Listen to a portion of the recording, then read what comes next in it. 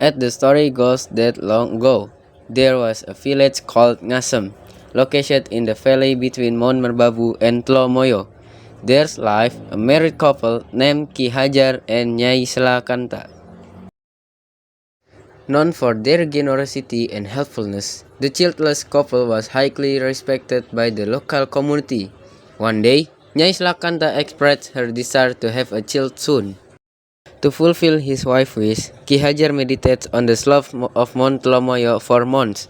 Nyai Selakanta became concerned about her husband's well-being, as he remained in seclusion until he never returned home. Miraculously, Nyai Selakanta became pregnant at home alone. However, when she gave birth, how surprised she was to find that what was born from her womb was a dragon. The child was named Barclinting, taken from the name of her husband's spear.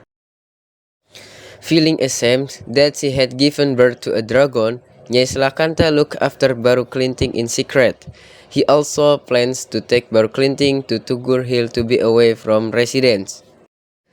As he grew older, Barclinting inquired about his father. Nyai Selakanta sent Barclinting to join him, who was meditating on the slopes of Mount Tlomoyo. Barclinting was also entrusted with his father's heirloom spear. Upon arriving at the slope of Mount Tlomoyo, Barclinting immediately prostrated himself before his father, who was meditating. Initially, Ki Hajar didn't believe that the dragon was his son. Barclinting then showed Ki Hajar his heirloom. Okay, I believe that the Barclinting heirloom is mine, but that's not enough proof for me. If you truly are my son, try circling Mount Tlomoyo, said Ki Hajar. Using his magical power, Barclinting was able to circle Mount Tlomoyo. Ki Hajar finally admitted that the dragon was his son. Afterward, he ordered Barclinting to meditate on Tugur Hill, hoping to transform his body into a human. Meanwhile, there was a village called Patok that was very prosperous. However, the villagers were known for their arrogance. One day, the villagers of Patok planned to hold a land almsgiving party after the harvest. They went hunting on Tugur Hill.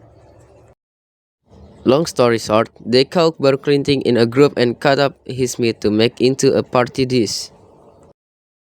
While the villagers were enjoying the party, a boy covered in wounds and smelling fishy smell arrived. He was the incarnation of Barclinting.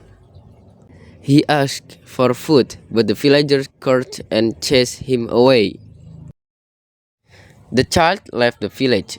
On the way, he met an old widow named Nyilatung. Nyilatung invited Barclinting to her house and gave him food. In the conversation, Barclinting suggests that residents be taught a lesson. He asked Nyilatung if he heard a roar to immediately prepare a wooden rice pounding tool, aka mortar.